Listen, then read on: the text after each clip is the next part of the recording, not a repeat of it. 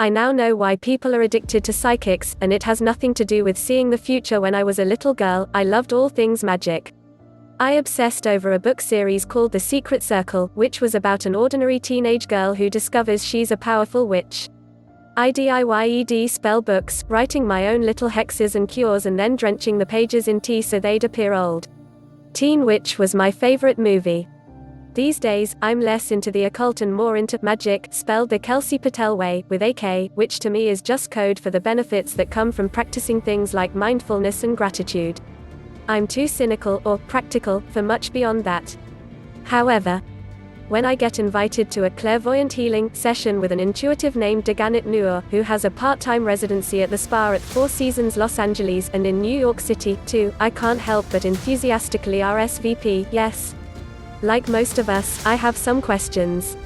To my surprise, what happens next is actually life-changing. See, what Noor ultimately does for me has little to do with the spirit guides she says she consults, or the future which she, with their help, claims to predict.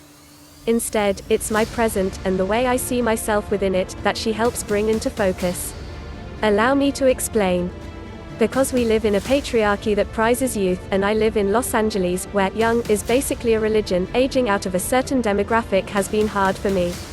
Lately, I've been struggling to feel good about myself. Because we live in a patriarchy that prizes youth, and I live in Los Angeles, where young is basically a religion, aging out of a certain demographic has been hard for me. I've also been pretty bummed out about my station in life, single, hustling, and how it compares, at least in my slanted estimation, to that of everyone else I know, e.g. super successful, married with kids, or, in many cases, both. Noor, however, doesn't seem to see me the way I see myself at all. If she's communicating with my spirit guides, they seem have a really high opinion of me, thanks, guys. If not, then I make a great first impression. Throughout the reading, Noor keeps alluding to the fact that my spirit specifically chose my beautiful body, because it knew my good looks would serve it on its path. I know, this is an unevolved thing to get excited about, she called me pretty. And I do pride myself being able to sever my self-worth from my appearance, promise. But undoing 30+ years of societal messaging is not easy, and when you're feeling like a washed-up bridge troll, it's super nice for someone to remind you that you're anything but. Next, she tells me that I'm so ethereal, I might feel trapped in a human body. For this reason, Noor says, human stuff doesn't always make sense to me, and the smaller details in life can really get me down. This makes me feel better about the fact that, en route to the session, I'd had to stop at FedEx to spend $50 to ship something overnight that would have been free to send if I'd just done it last week when I was supposed to. But I'm ethereal. It's not my fault. This may seem silly, but my absent-mindedness is an aspect of my personality for which I berate myself constantly, and now, maybe I don't have to. I make a mental note to add this disclaimer to my email signature as an excuse for why there's only about a 20% chance I will remember to respond to you. Are they in love with me? Of course they are. They're obsessed with me because I'm beautiful and ethereal and extraordinarily good at my job. At this point, Noor tackles my professional life, telling me that my 100% effort at work equates to a 150% effort for most people. Translation: I should stop stressing so much and instead try doing a little less. Editor's note: she's right. I'm not going to check out at work as a result of this advice, but it's nice to hear regardless. Maybe I do work too hard. Maybe I am good enough at what I do to take it down one notch.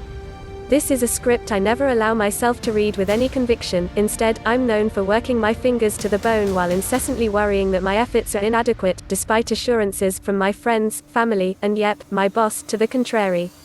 Last, but certainly not least, comes love. Noor insists that my ex-boyfriends, 4 of whom I tell her are basically the only people I hang out with, are all still in love with me. Since a majority 3 of the 4 dumped me, it's definitely never occurred to me that I've accumulated some sort of adoring harem. However, Noor's words get me thinking.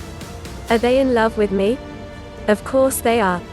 They're obsessed with me because I'm beautiful and ethereal and extraordinarily good at my job. Now, if that switch in perspective isn't magic, I don't know what is. Suddenly, I'm IRL living the plot of I Feel Pretty. She then incentivizes me to quit them all, they're holding me back. By saying that if I stop hanging out with my exes for 6 consecutive weeks, I'll immediately meet my husband. He, Noor tells me, is hot and successful. We're going to have babies, too, right away, she says, and then he's going to support me financially and emotionally while I write books. Why does a stranger think I deserve a life I would never give myself? As you might imagine, I'm pretty on board with this prediction. While in the past I might have been like, I don't need a man to pay my bills, these days it's more like, I'm exhausted, bring the money, honey. Again, my POV shifts with her words.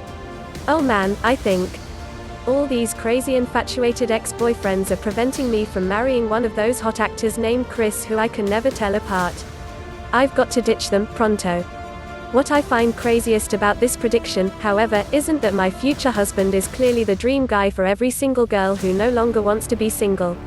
For me, it's that this is the man that she, and all my spirit guides, thinks I deserve. The difference between this picture and the one I've drawn for myself is so vast that it almost makes me cry a little. Why does a stranger think I deserve a life I would never give myself? This, it turns out, is the real gift of the reading, a new reality, which has give way to a new dream. Now, when I think of my unknown future, normally, a scary and dark place, Nuo's predictions can't help but surface, me, my hot and rich husband, our 2 kids, my books, and a pile of parking tickets that it's totally okay I forgot to pay. It would probably take years of therapy to get me to a place where I felt worthy of such a life, and Nuo did it within an hour. That, to me, feels like magic with AC. Find out how Jennifer Lawrence came to believe in the healing powers of crystals. Plus, meet Mama Medicine, the fashion world's fave shaman. Congratulations on hearing this useful information. Follow me to grow your life together.